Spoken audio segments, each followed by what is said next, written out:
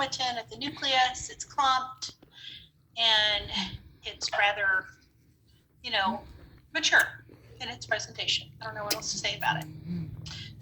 You do have some granules, and that's typically normal in a monocyte.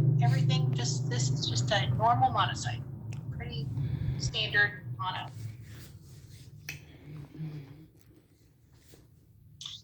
Over here we have a giant thrombocyte.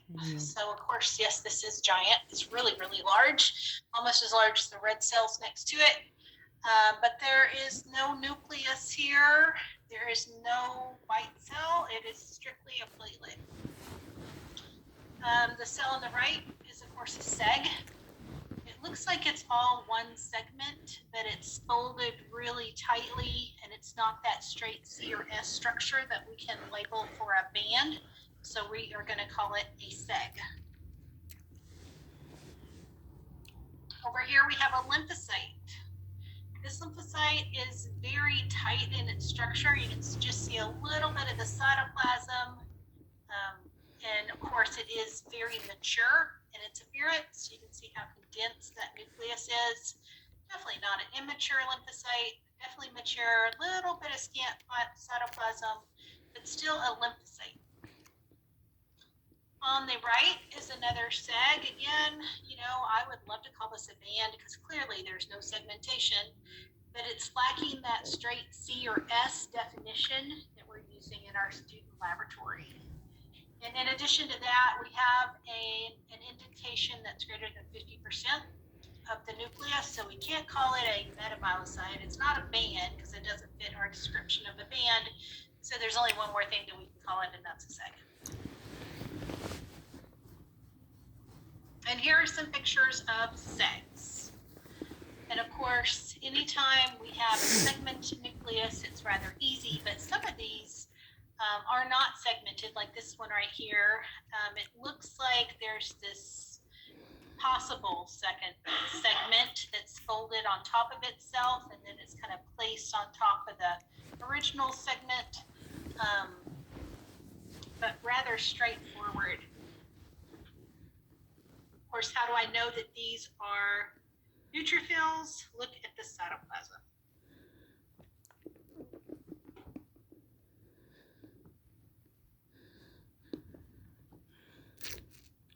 All right, now with probes. I love promyelocytes. I think they're rather interesting and fun to look at. These are just very standard, stereotypical probes. Lots and lots and lots and lots and lots of primary granules. And that's how we identify this cell type. Primary granules prevalent in the cytoplasm with an immature cell, you've got to have a probe. This can be nothing but a probe. This is looking at another really nice big promyelocyte. Lots and lots of primary granules, really immature nucleus, huge nucleoli right there in the center. Can be nothing but a promyelocyte. Over here we have a nucleated red blood cell. Very, very pyknotic nucleus, pushing off to the side, about to be exiting the cell. In the cytoplasm, we have that polychromasia. It's kind of that grayish color, starting that synthesis of the hemoglobin that's being evident in the cytoplasm of the cell. All right, questions about those? Pretty straightforward.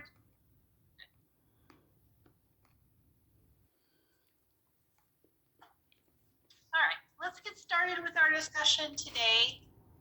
We're going to have plenty of time for questions and for me to expand on things if you have questions, so feel free to speak up.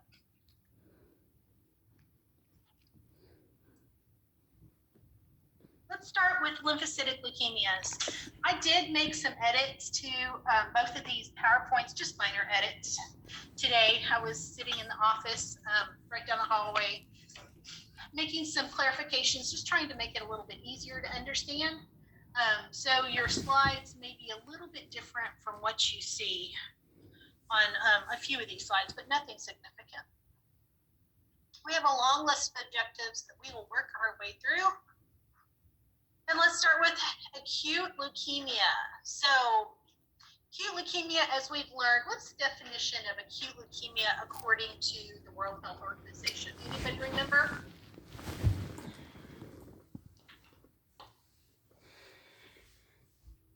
Great, it's not on the slide. Don't be rapidly reading. I'm testing you. Do you know anything from previous lectures? Acute leukemia, what's the definition? How does the World Health Organization define acute leukemia? How do they know it's acute leukemia? There's a percentage of blast in the marrow that I'm looking for. What is that percentage? Nope. Not 30, 20. World Health Organization looks at 20%, greater than 20% of blasts in the marrow. They're going to call it acute leukemia. What about the French, American, British FAB classification? What is their percentage? 30, thank you. So why or how does the World Health Organization get away with such a lower percentage than the FAB? Any ideas?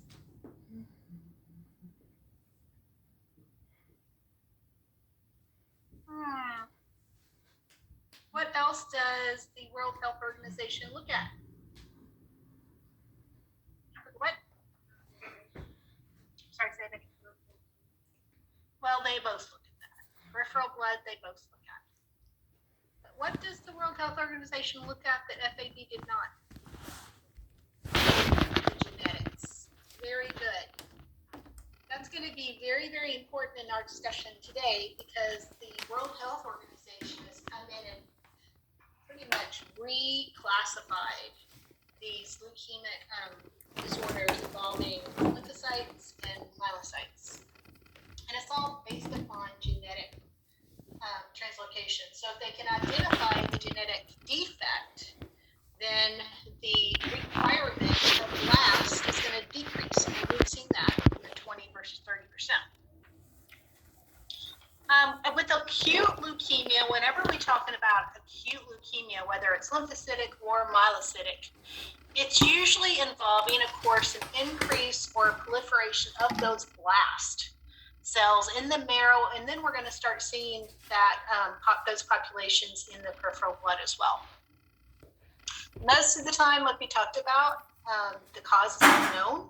There's a few variations upon that. Some of these disorders are linked to genetics that have been mutated due to drug influence and also due to environmental causes. But most of these disorders, as we will see rise from multiple mutations, and that really complicates the treatment. So let's talk about some general ALL, acute lymphocytic leukemia, clinical findings. Number one, they have a normocytic, normochromic anemia. Why is this?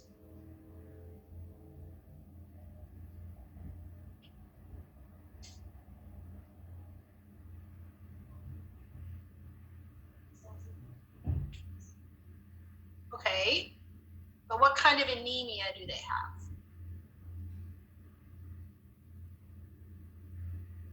Very good, myelopeticillin anemia.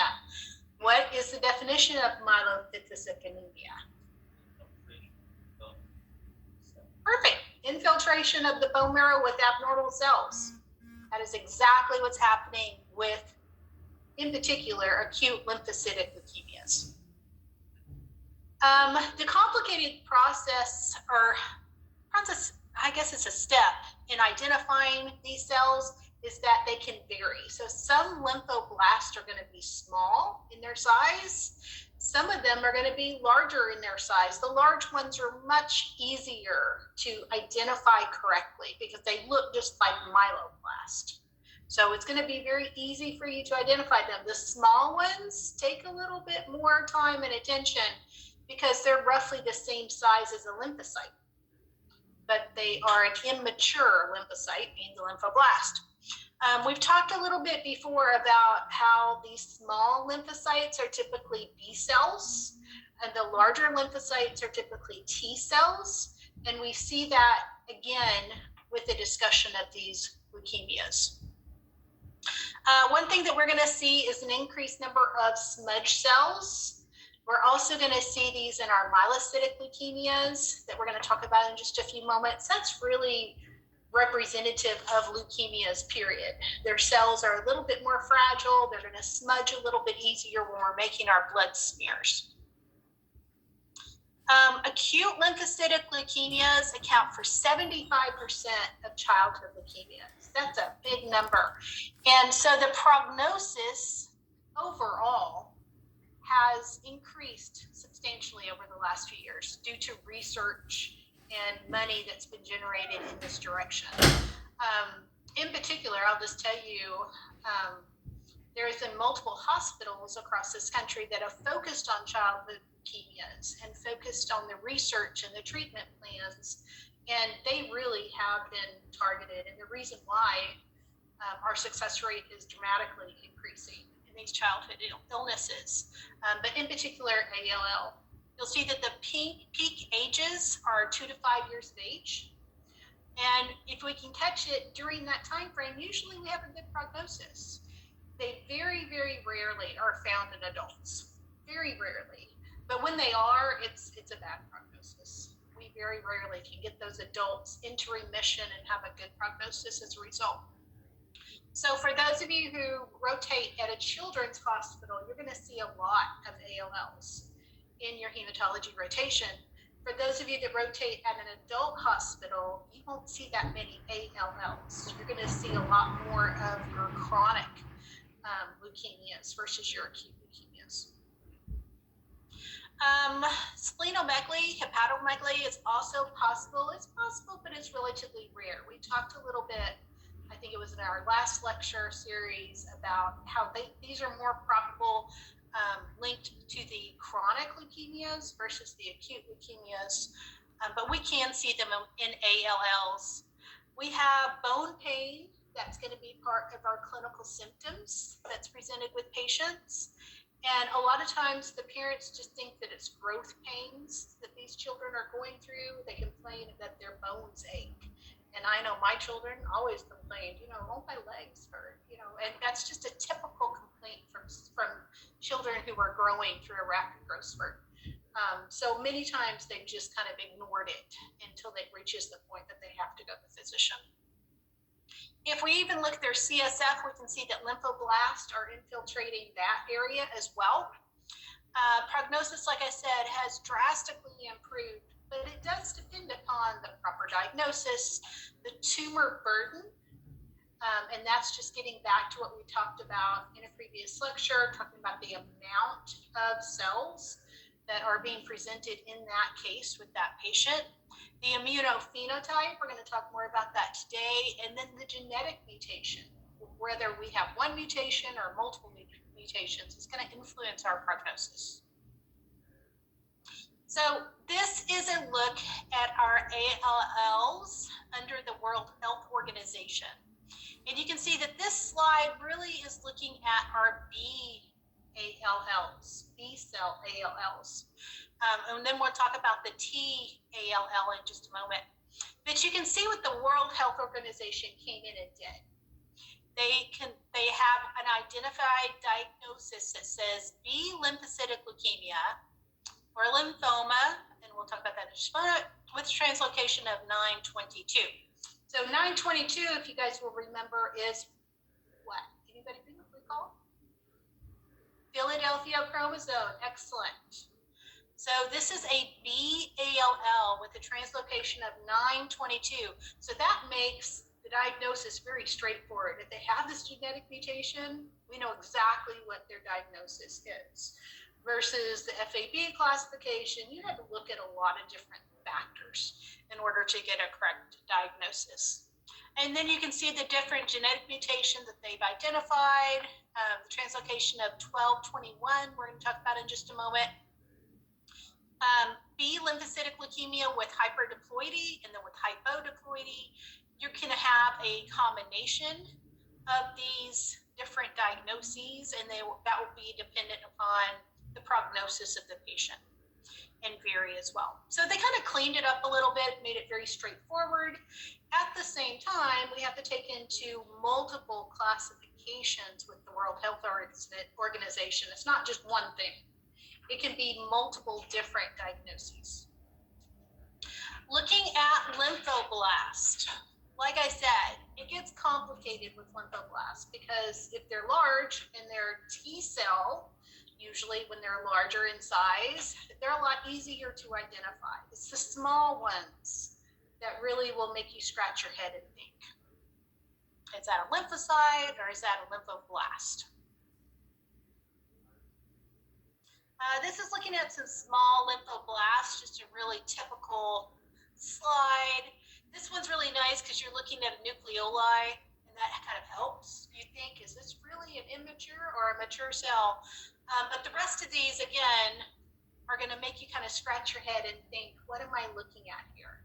So real life scenario, you're going to realize, okay, there's something wrong with these patient cells. Number one, their percentage of lymphocytes grossly increased, and they all look relatively smooth and immature in their presentation. I need to have this slide reviewed by pathology. And so right then, you would just remove it from your scope, send it for a pathology to have it reviewed. Once they review it, they'll send it back to the scientist, and they'll tell you these cells are blank. They're lymphoblasts, and then they'll have you redo your differential, telling you exactly what those cells are. Textbook scenario, they expect for you to take a lot of that information and interpret it yourself.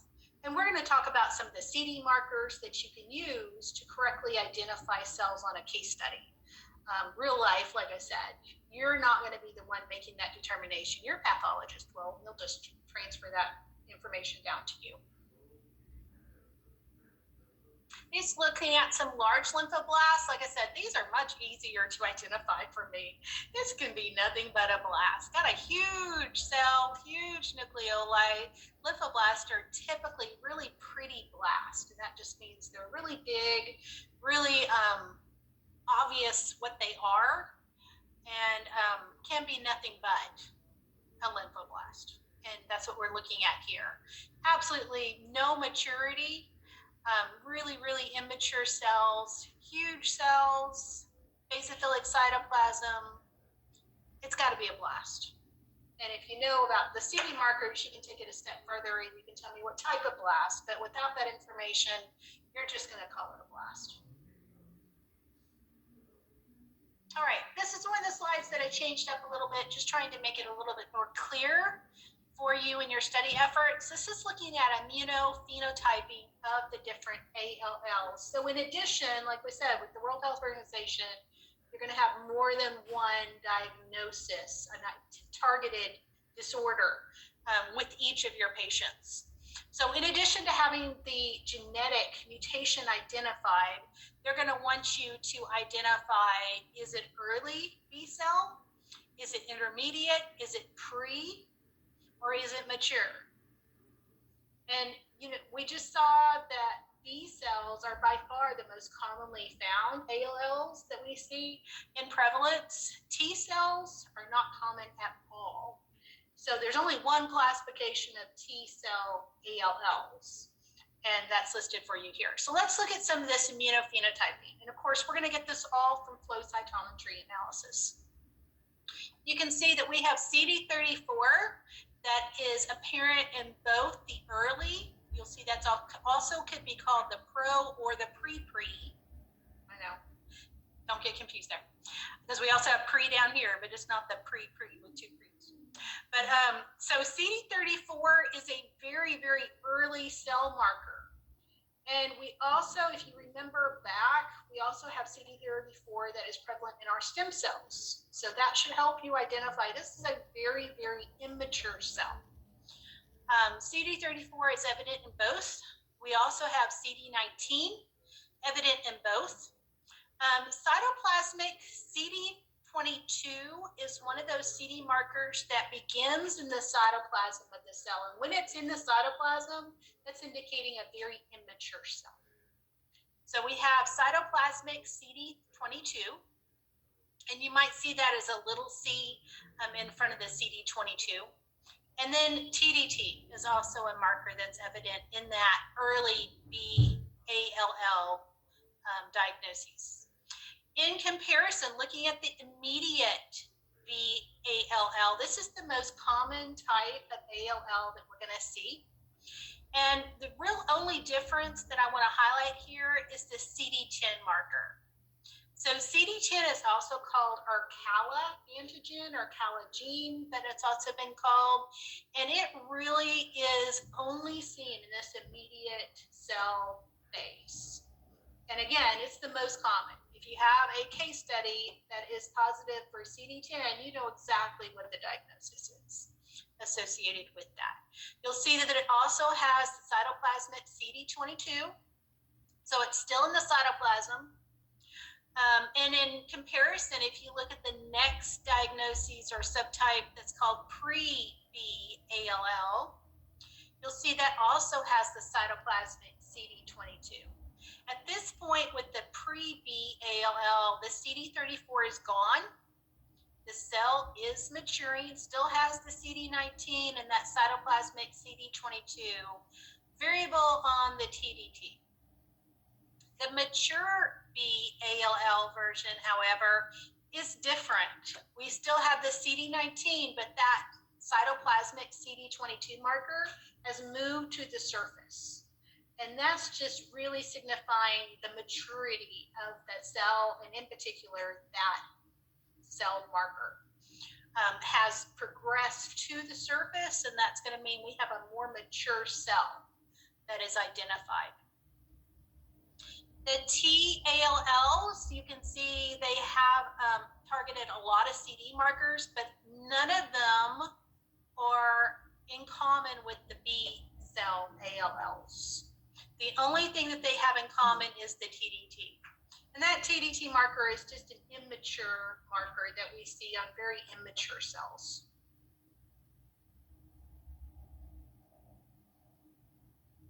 Genetic findings.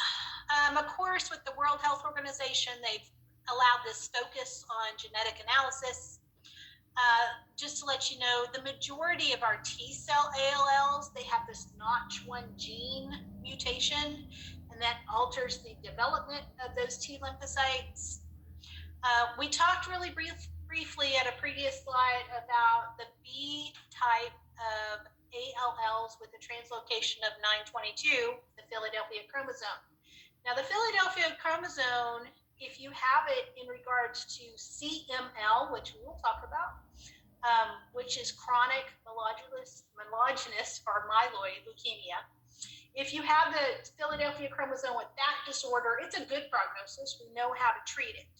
If you have the Philadelphia chromosome with ALL, it's a bad disorder. It's a bad prognosis, rather. It really is not well treated because that's showing multiple genetic mutations that are occurring with that patient. It's going to be a lot more difficult to get those patients in remission and have a good prognosis. The BALL with the translocation of 1221, we'll talk more about in just a moment. That is an excellent prognosis because we have a very targeted treatment plan as to how to get these patients through that stage of development. Whenever we talk about ALLs, when they mention hyperdiploidy or hypodiploidy, hyperdiploidy is, of course, an increase in that chromosomal number out of the normal range. That is typically associated with a good prognosis in children, not so good in adults. Versus the hypodiploidy, if they ever identify that, it's relatively rare. It is not a good prognosis at all. And that's a bad sign that we probably are going to have a really difficult time getting this disorder under control and getting the patient in remission and keeping them there. As we talked about, T-cell ALL is rare, and that's a good thing because the prognosis is not good at all. If and when you do see it, it's usually found in males, and then usually these are teenage, young adult males. It's typically seen with a mass that's usually found in their thymus, that has progressed. It's become proliferated in its disorder, treat it with very, very, very aggressive chemotherapy. They usually admit these patients into the hospital and they typically don't leave.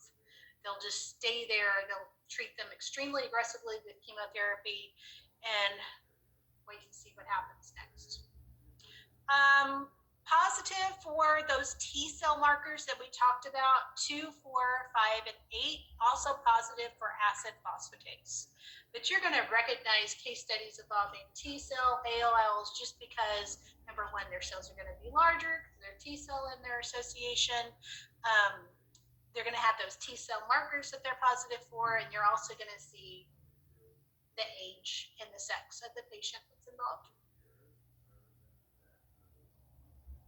Treatment options for ALLs in general, number one, chemotherapy, that systematic treatment plan. The number one drug that you're going to see is methotrexate. We do a lot of assays in the chemistry area of the laboratory looking at methotrexate levels in patients, and it's usually because they're on chemotherapy. We can look at monoclonal antibodies, being that anti-CD20, and we're going to see those in chronic lymphocytic leukemias today. We can also have targeted treatment plans. We'll talk a little bit more about those when we talk about chronic leukemias. As we talked about in the past, we can look at bone marrow transplants and stem cell transplants, but those are really a last option because, number one, the donor pool is so small and you have to have a healthy patient in order to have a good prognosis. All right. 3 chronic lymphocytic proliferative leukemias. That's going to be all of our discussion on ALLs. And it's greatly changed since the World Health Organization because they have identified targeted genetic mutations. Once you have that genetic mutation identified for you, you're going to have a diagnosis already identified. Chronic lymphocytic leukemias, we're only going to focus on 3, the 3 most commonly found. CLL, pretty straightforward, chronic lymphocytic leukemia. PLL, which stands for our pro-lymphocytic leukemias, and then hairy cell leukemia. So we'll start with CLL. You'll see on this slide, it also says SLL. So SLL, we're also going to talk about when we talk about lymphomas. SLL stands for small lymphocytic lymphoma. So the World Health Organization, when they came in and they started looking at the genetic makeup of each of these cells, they identified and kind of clarified for all of us in the clinical lab and for the physicians that when it is contained in the lymphocytes, we call it small lymphocytic leukemia. But the same cells, when they are in the peripheral blood and they're systemic in their nature, we changed the name of the disorder to chronic lymphocytic leukemia, but it is the same cells that are involved. So when it's localized and housed strictly in the lymph nodes, we're going to call it lymphoma. When it is systemic and it's in the peripheral blood, we're going to call it leukemia.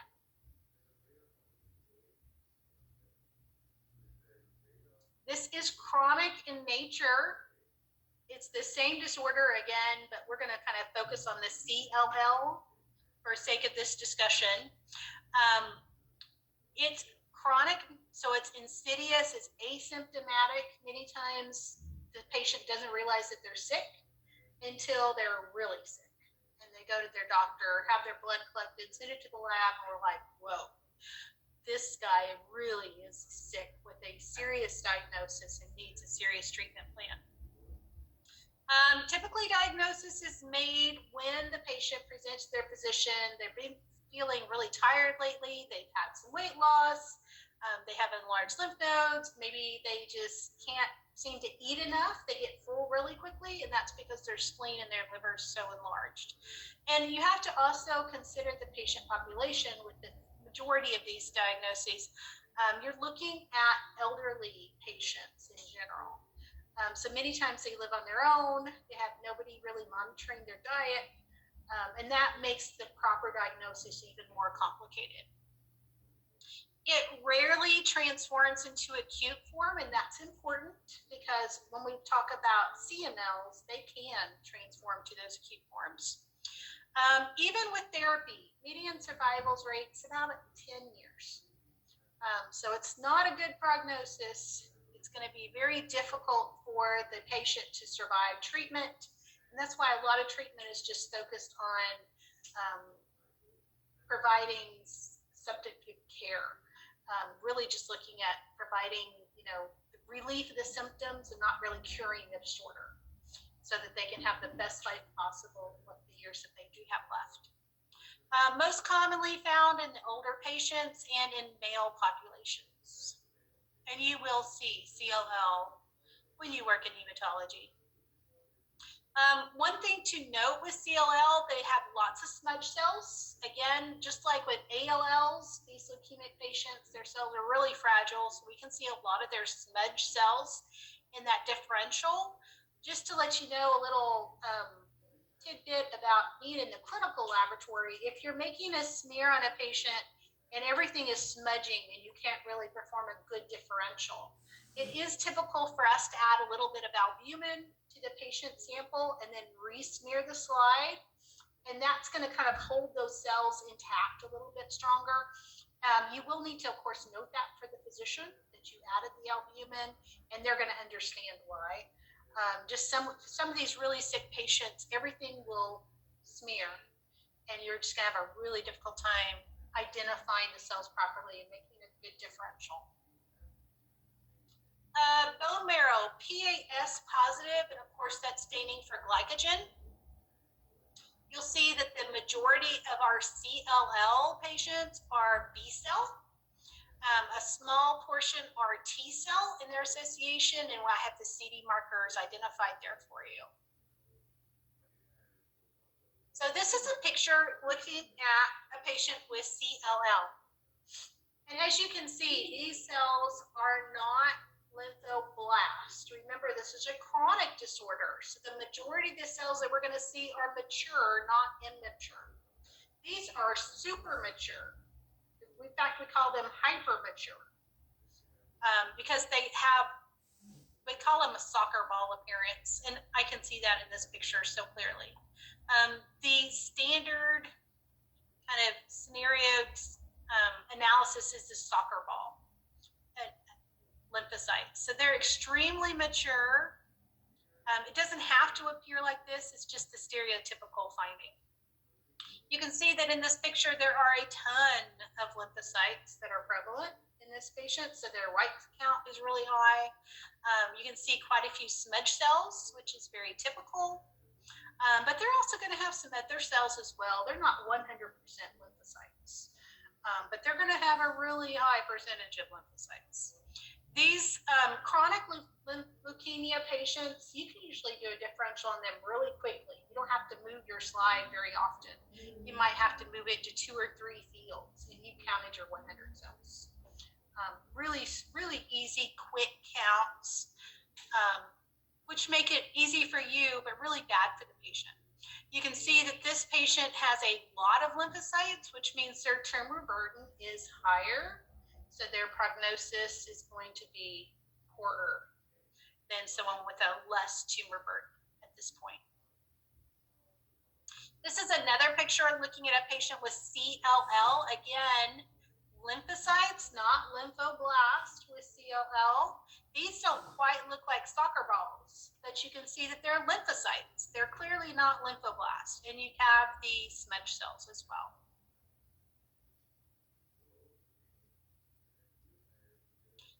CLL is the most common type of leukemia or lymphoma when it's FLL that we see in the Western Hemisphere. We have these very mature looking lymphocytes. The problem is they don't act maturely. So they don't function correctly, but they look super mature. We have CD19, 20, and 23 positive cells. And diagnosis is usually based on the percentage of cells that we see, those lymphocytes that we see in circulation. Of course, SLL, you're looking at strictly lymphomas and looking at those lymph nodes and organ infiltration, but not peripheral blood. If it's found in the peripheral blood, it's going to change names and it's going to become CLL again. Lymphocytes usually appear normal and they appear mature. There's nothing wrong with their appearance. They just don't act maturely in their responses.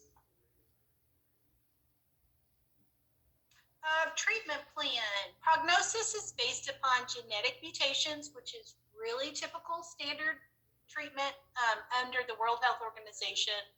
We look at doing chemotherapy and leukapheresis, just trying to relieve the tumor burden as much as possible. And really, a lot of it is just a watchful, waiting approach. Let's wait and see what happens to the patient and then try to relieve their symptoms however we can. You know, if they have a fever, if they have an infection, then we can treat that. But as far as curing the disorder, that's usually not a goal of the clinician. They're looking at relieving the symptoms and making the patient as comfortable as possible. Bone marrow transplant is a last resort. Prolymphocytic leukemia is the next one. This one is a rare disorder. I've seen a couple of diagnoses of prolymphocytic leukemia because I worked at a cancer center for a little while. They're fun to look at just because they're different and the cells are really pretty, but they're relatively rare and they're a horrible prognosis, so you don't want to see them very often. Diagnosis requires greater than 55% prolymphocytes. That's a lot of prolymphocytes in the peripheral blood. They are immature looking and they function like prolymphocytes. They have, they call it intermediate maturity. That's a prolymphocyte.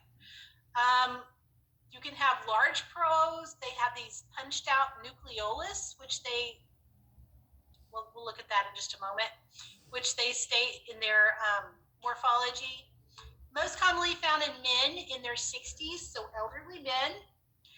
Very, very poor prognosis, usually about 3 years.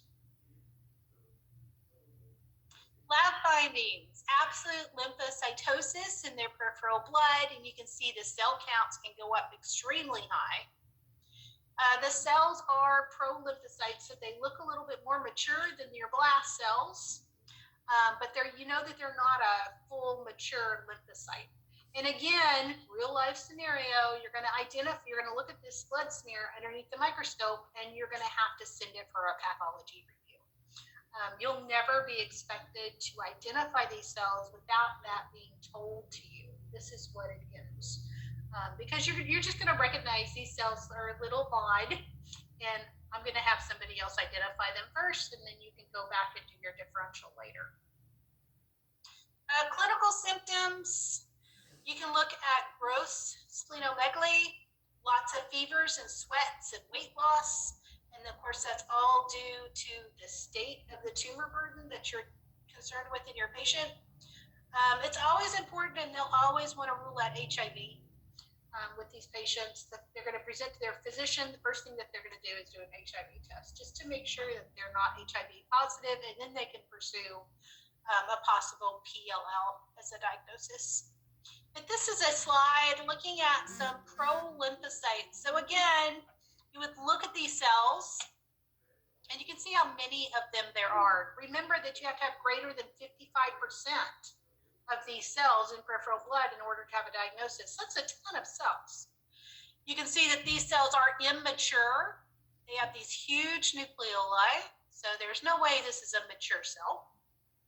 You know, are they blast? They look very blastic, but they look a little bit different. They don't have the basophilic cytoplasm that we're used to. I'm not saying lots of primary granules because these are not myeloid cells. These are lymphoid cells, but they just look a little odd. They just don't tick all those boxes. So send it over. They'll tell you, oh, those are pro-lymphocytes. Do it again. This is another picture looking at really large, immature cells that just look a little bit different. All right, hairy cell leukemia. Talk about looking different. These cells are really kind of interesting to look at on the blood smear. They are fully mature B cells, but they have these hairy-like projections of their cytoplasm. And you have to be careful whenever you think you see a hairy cell, because it could be due to the smearing of the slide, that you have these little, I've seen many lymphocytes and neutrophils for that matter that have these projections in the cytoplasm because of the process of smearing. So you want to make sure the projections are all over the circumference of the cell and not just in one direction. Because if they were all in the same direction, that's an indication it's probably due to the smearing and not due to the state of the patient. We can see these hairy cells in the bone marrow, in the spleen, rarely in the lymph nodes. They're rare, but they're really interesting to look at. You can see they only account to 2% of all leukemias, and most commonly we find them in middle-aged men. The interesting thing that I want you to remember about hairy cell leukemia is, number one, they're TRAP stain positive. Hopefully you guys will all remember that, never forget it. That's a huge clue on a case study. But number two, they are dry tap positive. And that means that the physician's gone in to do a bone marrow and they cannot acquire any sample. It's completely empty in their bone marrow. There's only a few disorders that we're going to talk about that are dry tap disorders. And this is one of them. What's another one that we talked about last semester? Anybody remember?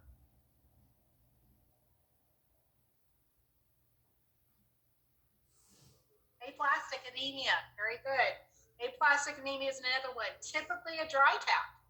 They get in there to do a bone marrow, they pull out that syringe, and there's just nothing there.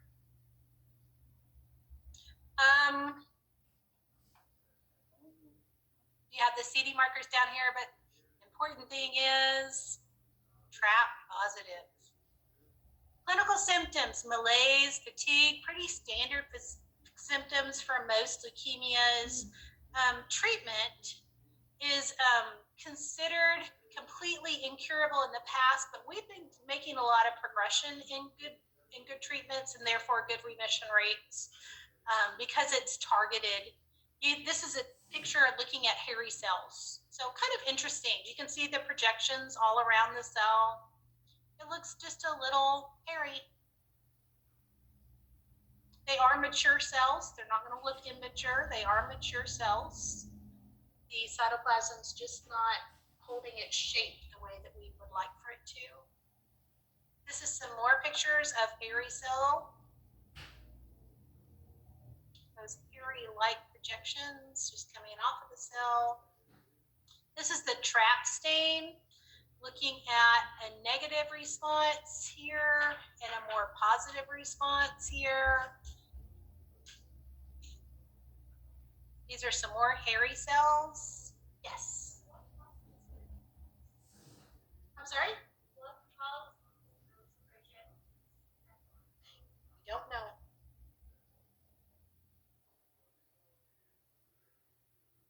Genetic mutation.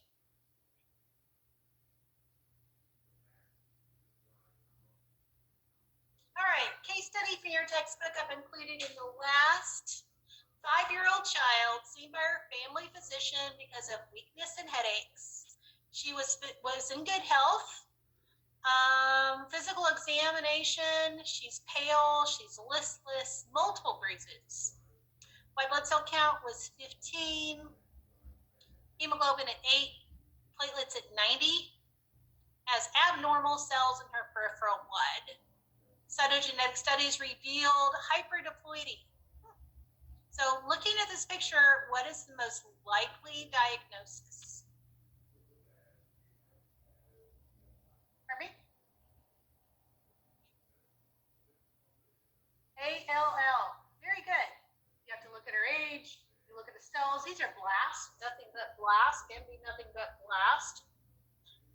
So we know that we're looking at acute leukemia, not a chronic, which is good. We can look at her age, look at her clinical symptoms. That makes perfect sense. ALL. What characteristics of this disease indicate a positive prognosis?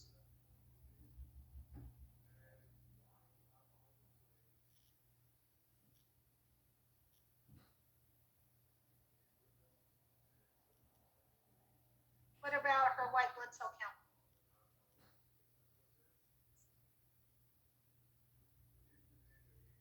Is that positive?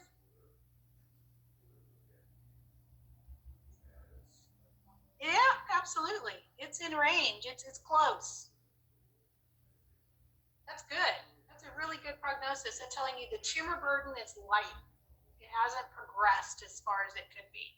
We caught it early. What is the prognosis associated with the hyperdiploidy? Yeah, that's good. It's all positive. It's all good.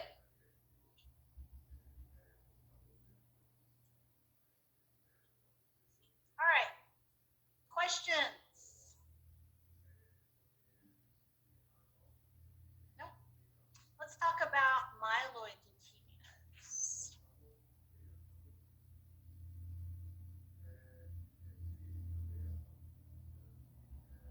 Now, lymphocytic leukemias or lymphoid leukemias is pretty straightforward, as you just saw.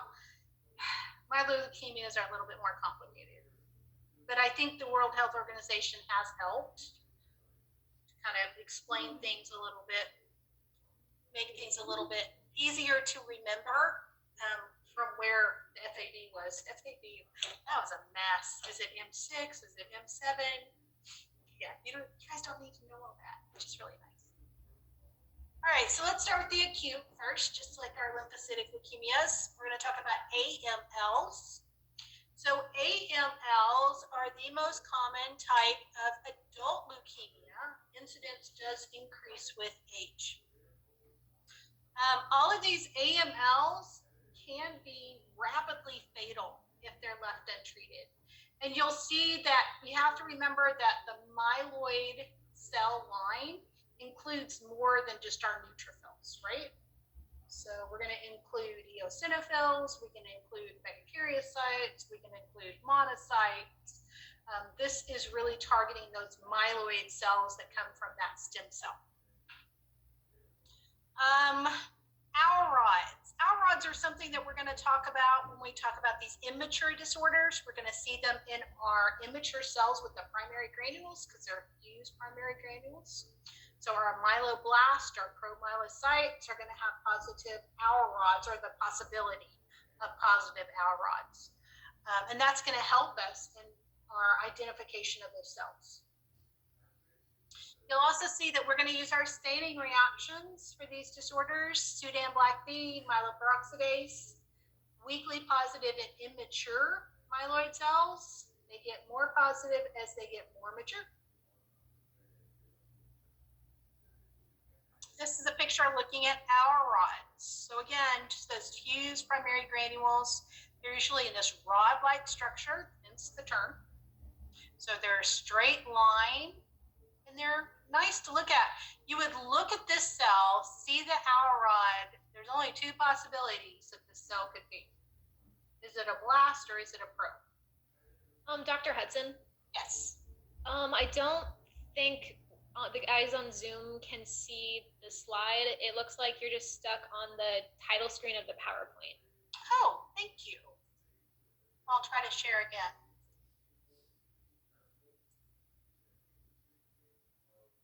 Is that better? Yes, that is. Thank you. Yep, you're welcome. So this is looking at those Alrods.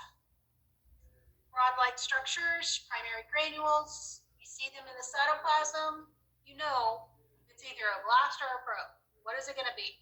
Not seeing a lot of primary granules, so I'm going to call this a blast.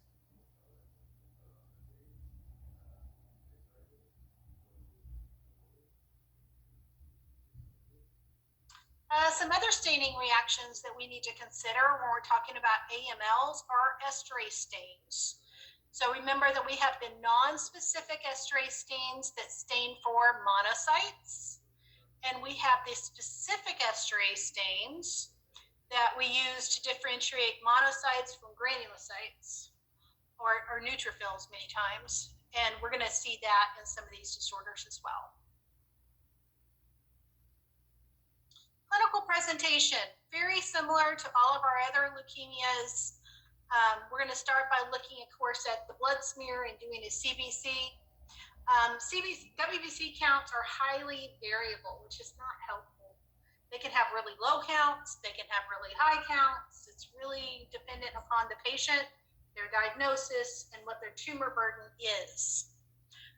Most of these patients, we're going to see some myeloblast in this peripheral blood smear.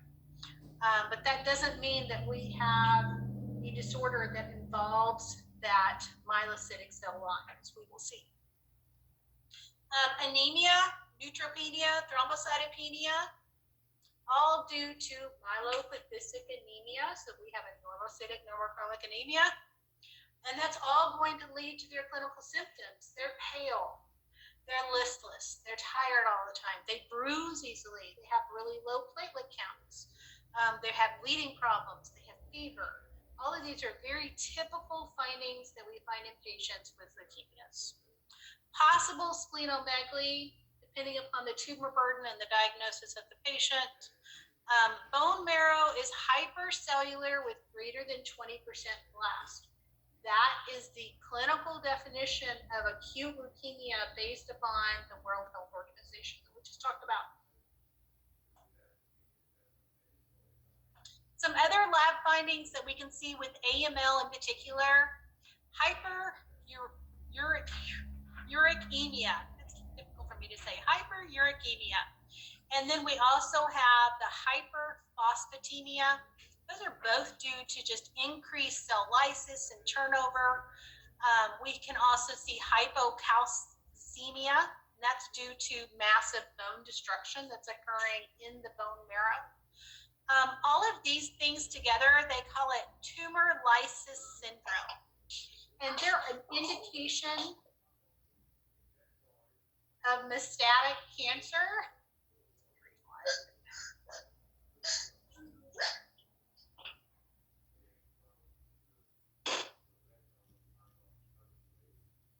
Hopefully everybody's okay. Tumor lysis syndrome is really an indication of that they have a malignancy. It's infiltrated their marrow. It's affecting their ability to respond healthily to what's going on in their body. You have this increased turnover, increased bone destruction. It's just classified underneath that umbrella. Some generalizations for AMLs. Many of these disorders have multiple mutations, as we will see. And we can also see dysmyelopoiesis, which is always, I think, rather interesting to look at. But it can be confusing and overwhelming until you kind of learn to just rest and relax and enjoy. So dysmyelopoiesis just means very abnormal generation of the myeloid cells in the marrow. So these cells don't look normal. They are abnormal. And so we can see some of those abnormalities in not only the bone marrow, but also in the peripheral blood, which makes it kind of interesting when you're doing a differential. So the FAB came in long ago, and they identified all of their M's for their classification of AMLs. I'm just throwing this up here to give you context. I do not want you to memorize the M's because hopefully you will never see them again. Now we have the World Health Organization that has come in with their classifications. So you can see that, again, with the World Health Organization, it is very probable that your patient will have more than one diagnosis. So they have the genetic mutations identified, AML with translocation 821, 911, 1517, and then version of 16. And then you also have mutated genes down here. And then over here, you can see that they can be a little bit more general with saying acute myeloid leukemia with recurrent genetic abnormalities. That's a major umbrella classification that just says everything else, bump it underneath this umbrella. Acute myeloid leukemia with myelodysplastic related changes. It's very possible that this could be a diagnosis that's in conjunction with another diagnosis, as we will see. So let's start with AML with translocation 821. This is one of the more common AMLs, makes up about 5%, found in children and in adults less than 60 years of age. And my memory aid is it's good to have a 20. So this is a really good, if you're gonna have one, this is one of the best to have, because we have a good prognosis associated with this disorder. We have functional problems with these white blood cells, but we can give good treatment and have a good outcome. Blasts are going to be large with abundant cytoplasm, lots of primary granules, lots of outer rods, and sometimes we can see pseudo-Pelger-Hewitt. You can see the staining reactions. We're talking about an immature myeloid cell, so they're weakly positive, about a 1+. They're immature. They're PAS negative, specific esterase stain positive, and it's plus or minus in their outer rods. Here we are looking at a picture. This is actually marrow. Looking at AML with translocation 821. And again, really big cells, huge nucleus, lots of primary granules, huge nucleoli right there. I mean, these cells are just enormous. And you also have to consider these cells are abnormal. So you can see right here is an abnormal cell with 2 nuclei, something we don't ever normally see. But when patients have genetic mutations, we can see abnormal cells. And that's what we're seeing right here at the bottom of the screen.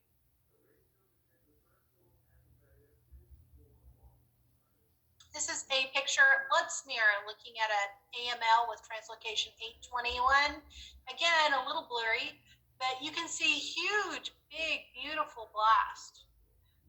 And then we have these primary granules that are just infiltrating, of course, turning these into more of a prose. Huge, huge cells, extremely smooth chromatin. Can be nothing but either a blast or a probe.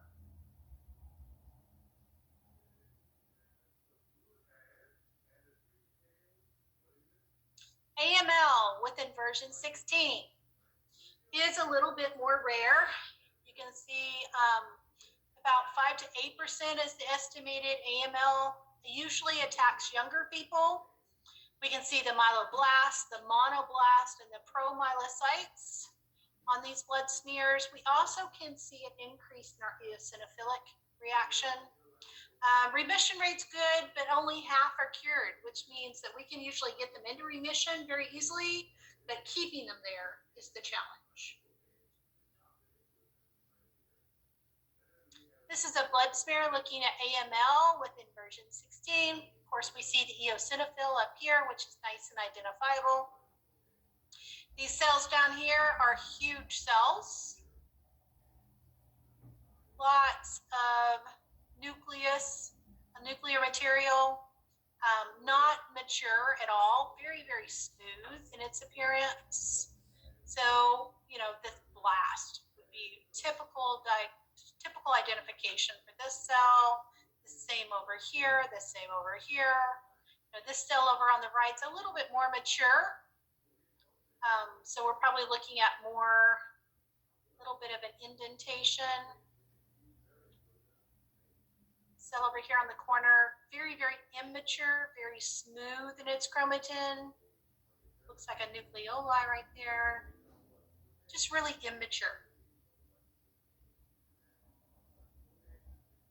AML with translocation 1517 is our next one. And this is when World Health Organization steps in and they start getting descriptive, which is so nice. So translocation 1517 is associated with promyelocytic leukemia. And so we're going to see an increase in the amount of promyelocytes with this diagnosis. You can see it makes up about 8% of our AMLs. We have promyelocytes with lots and lots and lots of granules. And we'll see that in some pictures in just a moment. We treat them with ATRA, which is a ALL, trans-retinoic acid, which is a vitamin A derivative.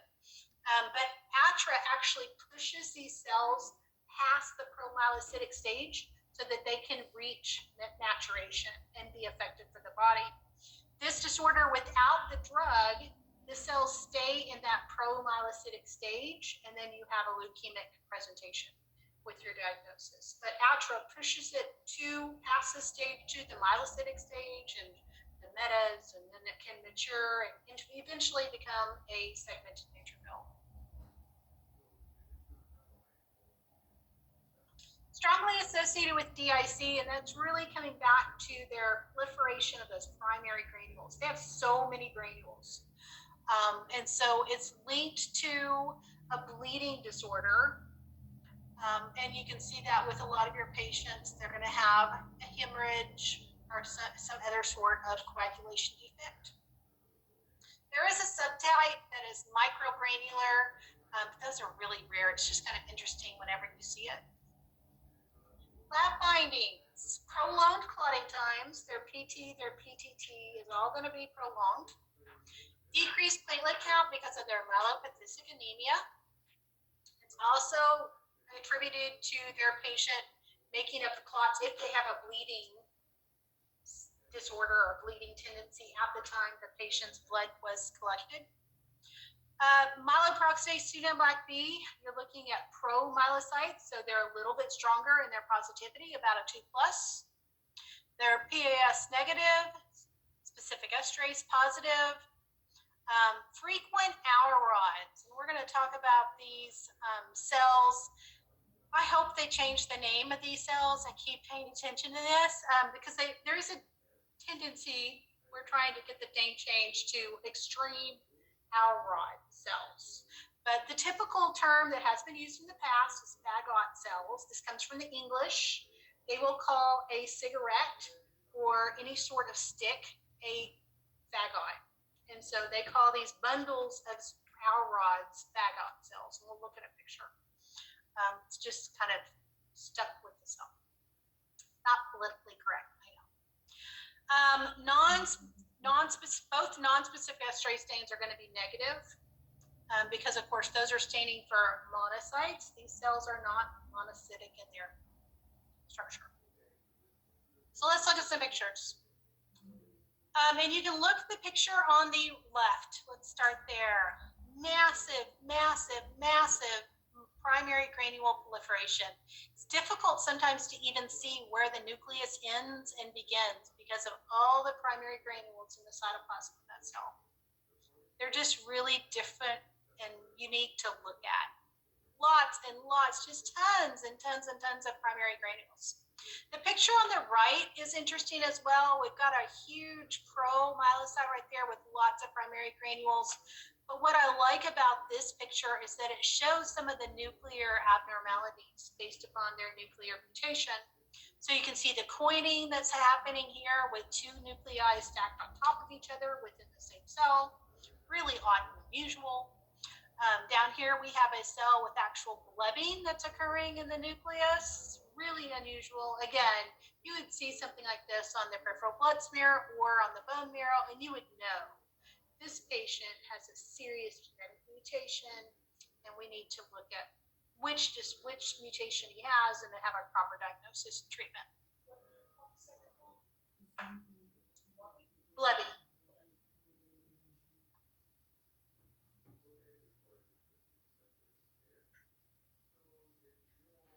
All right, this is a picture looking at a very clear hour rod in the cytoplasm, but in addition to the hour rod, we have lots and lots and lots of primary granules.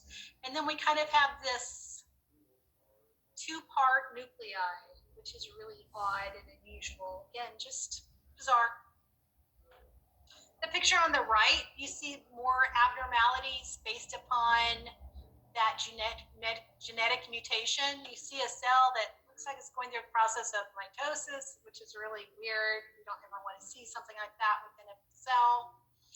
And then you can look at some more blubbing of the nucleus that's occurring at the bottom. Just really, really bizarre.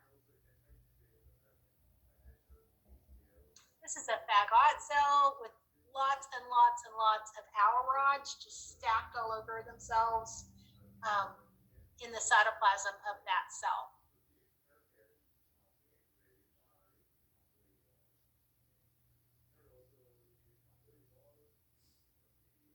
This is some more pictures. This is always so interesting. I love this disorder just because it's so cool to look at.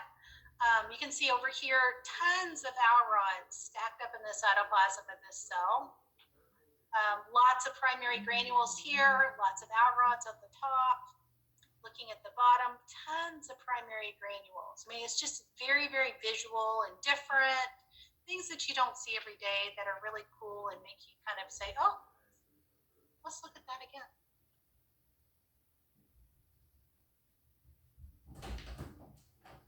All right, this is looking at those pro-myelocytes, looking at the SBB stain, just looking at that 2+ positivity reaction. And of course, the more positive ones are going to signify the more mature cells. The next disorder is called acute myelomonocytic leukemia, or AMML. It is very self-explanatory. This involves two cell lines, the myelocytic cell line and the monocytic cell line. So peripheral blood smear, we're going to have what they call absolute monocytosis. That's going to include some blasts, some pros, some immature granulocytes, and monocytes. So they need to have greater than 20% monocytes and greater than 20% granulocytes in order to be diagnosed properly underneath its umbrella. So myeloperoxidase pseudoin black B is still positive. Why?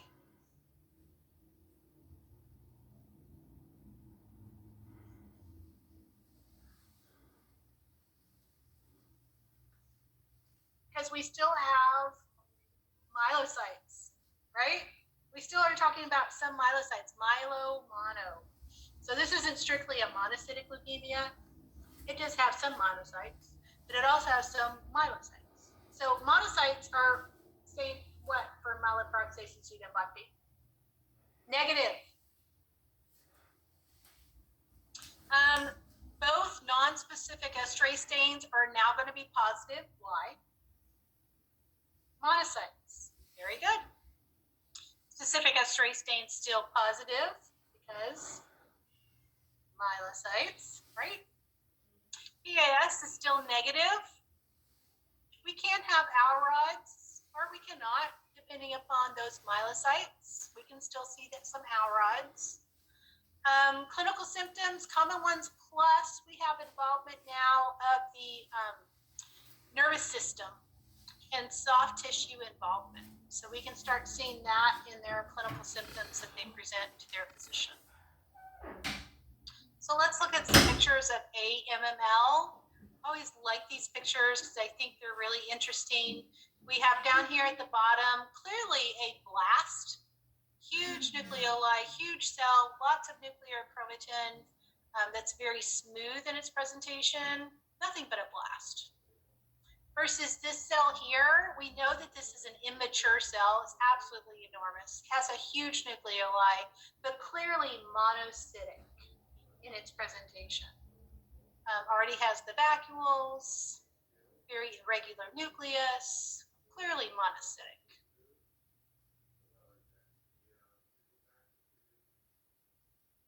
This is some more pictures looking at the involvement of eosinophils in the AMML.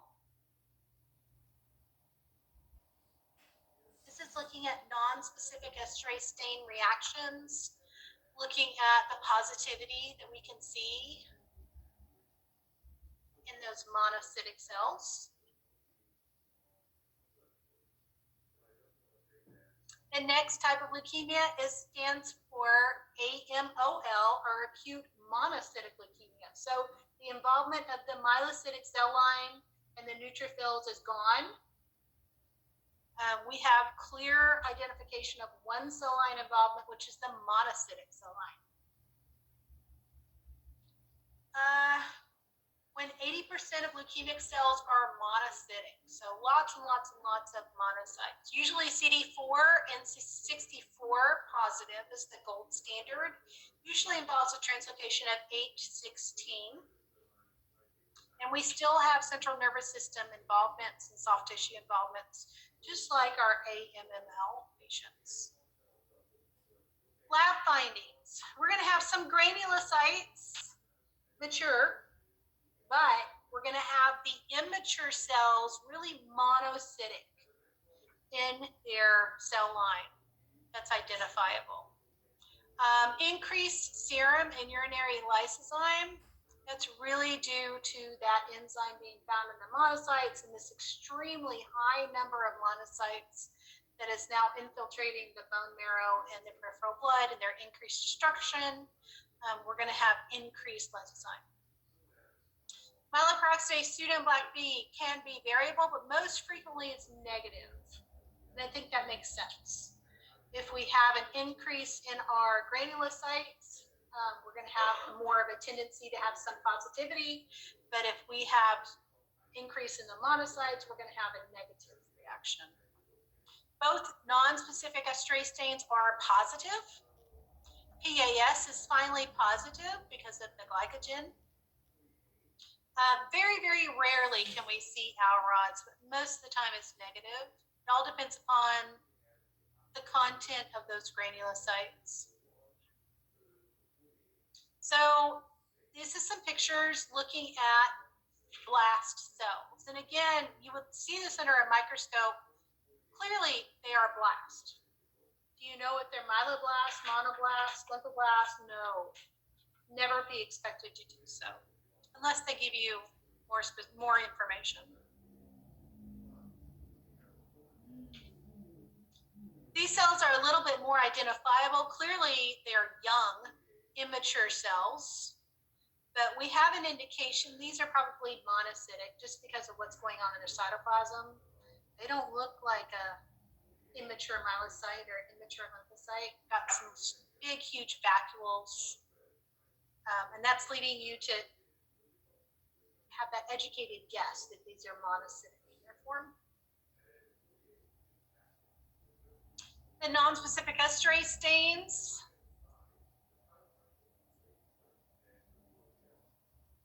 The next disorder is called acute erythroid leukemia or acute erythrocytic leukemia, or AEL. Only makes up about 3%, relatively rare. You can see that we have marked erythroid precursor hyperplasia, and it can involve into other AMLs. Some lab findings. This disorder gets really interesting because we have dyserythropoiesis in the bone marrow. We'll look at some pictures in just a moment. So we have a lot of abnormality in that erythrocytic proliferation. In the peripheral blood, we can have some NRBCs, marked aneuplocytosis, leukocytosis, schistocytosis, and it's all due to that massive, irregular, abnormal proliferation that's occurring in the marrow. We can see myeloblast in association as well. We can also see some really abnormal megakaryocytes, but it is an erythrocytic leukemia. So myeloperoxidase pseudo black B is negative because we're really talking about the erythrocytic cell line here and not the myeloid cell line. Both non-specific esterase stains are positive. They should not be positive. This is This is an evidence of the abnormalities that are occurring in the marrow. So that's an unusual occurrence. Erythrocytic cells should be negative for non-specific X-ray stains. PAS is positive as well. And normally RBC precursors are not PAS positive as well either. So that's another abnormality. So let's look at dyserythropoiesis. And again, you would see this and just send it for a path review. And you would know this person has some serious genetic mutations. There's this huge cell here that is clearly mature with 3 nuclei. Got one here that's huge with a little bit of a blebbing that's occurring down here. You've got, I don't know what over here with an extension of the nucleus and then a separate like segment. Just some really bizarre findings. And in all the bizarreness, there's a segment.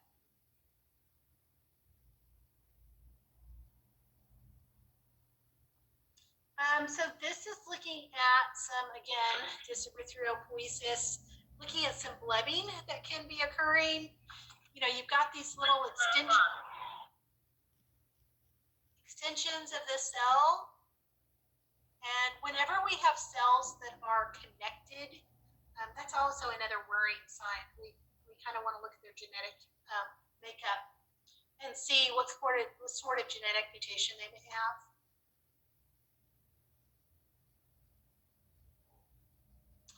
This is a bizarre finding that we can see in the peripheral blood smear. Just kind of makes you scratch your head and think, what am I going to call that? Send it to the pathologist. Acute megakaryocytic leukemia is the next one, or AMEG-L. This is the rarest of all, frequently associated with Down syndrome, and it also has a dry tap associated with it. And that's really due to the myelofibrosis that's occurring in the marrow of these patients. So they're getting an increase in the fibrosis that's occurring in the marrow, pushing out the growth of normal cellular proliferation. That means there's not going to be any marrow there when the physician goes in to perform their dry tap. And of course, hairy cell leukemia is where we've seen this dry tap in leukemia before. Lab findings, dysmegakaryopoiesis. So again, abnormal proliferation of that megakaryocytic cell line can be associated with a translocation of 321 or 122. Usually myeloperoxidase 2 NB negative, and that's because it is involving the megakaryocytic line. We're going to have a negative reaction with our NBE, but positive for our NAE, looking at our non-specific X-ray stains. That's really unique for this disorder. PAS positive and acid phosphatase positive. We see acid phosphatase positivity also in our T cell ALL, just to let you know. So let's look at some pictures. This one's bizarre. So you're looking at not only bizarre fragments of the megakaryocyte, but we're also looking at bizarre platelets that are produced from these bizarre megakaryocytes. And it just leads to a lot of bizarre findings on a peripheral blood smear. These are huge fragments. You know, are they really platelets? Are they really just fragments of the megakaryocyte that have been fractured abnormally? Just some really bizarre findings. How are we going to identify those? Send it for a review. Don't try to do that on your own. This is looking at a micro megakaryocyte. So these are really rare, but with this disorder, you can occasionally see them in the peripheral blood. So this is looking at a really small megakaryocyte, but you can see that it's blebbing and it's shedding the platelets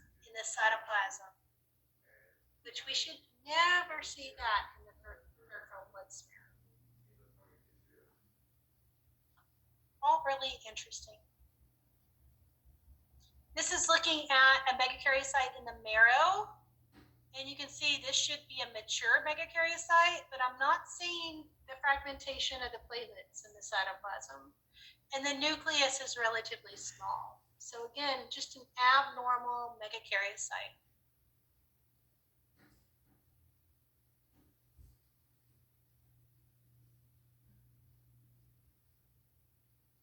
All right, questions?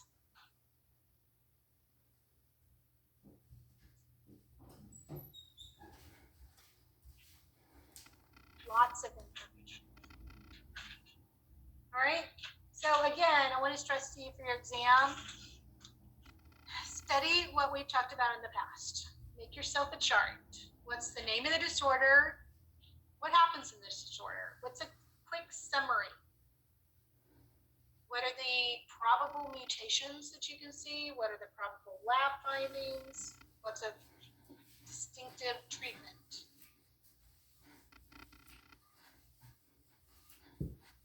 Don't know everything on every slide. It's not necessary.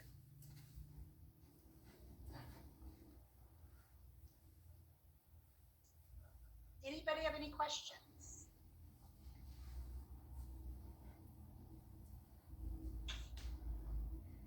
Y'all ready for the test? Yeah. Didn't think so.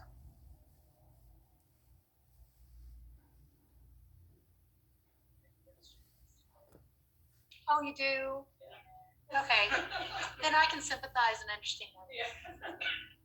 So I was trying to think, honestly, I was thinking this morning on the way in about when I could offer a review.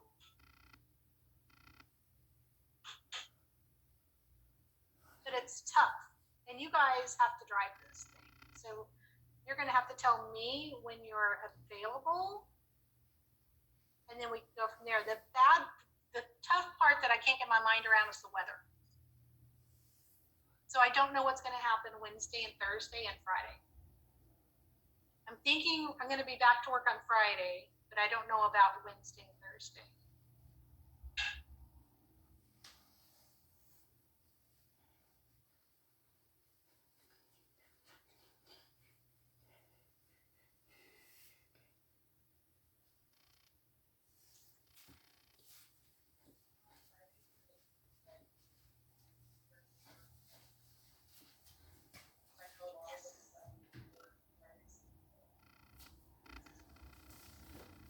Very true.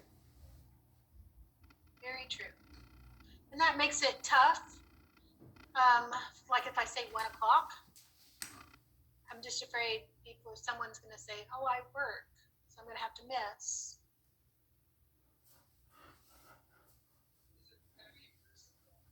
Zoom.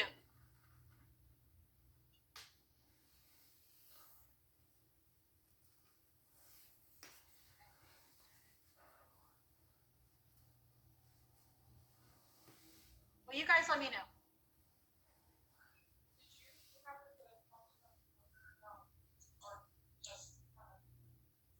I have not. Thank you for reminding me. That's Monday, isn't it? Yes. I will definitely mention that to her.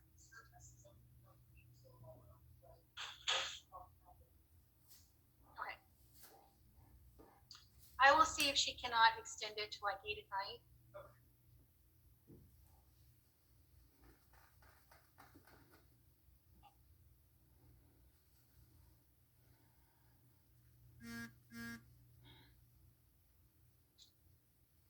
Any other questions?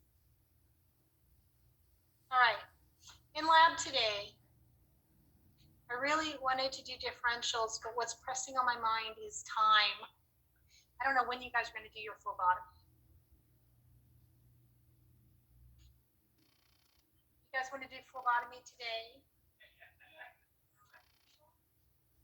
No? Do I need more warning? At least a week. What are you going to do with a week? This is important. Okay. So what's still protocol for people who might like pass out? So you can opt out. We definitely allow students the ability to opt out of donating. Now, you cannot opt out of performing, but you can opt out of donating.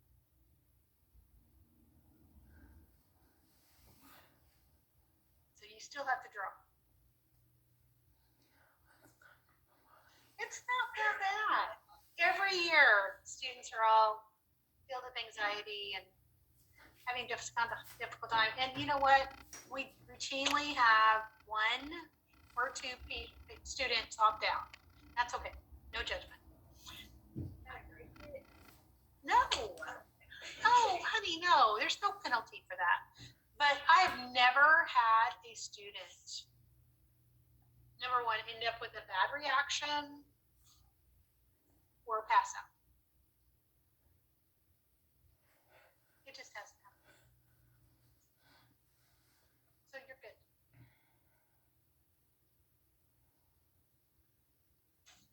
We'll have you practice lots. Practice, practice, practice. Any other questions? So today in lab we'll be doing differentials, abnormal differentials. I'll give you an assignment. I'll make sure the book's available.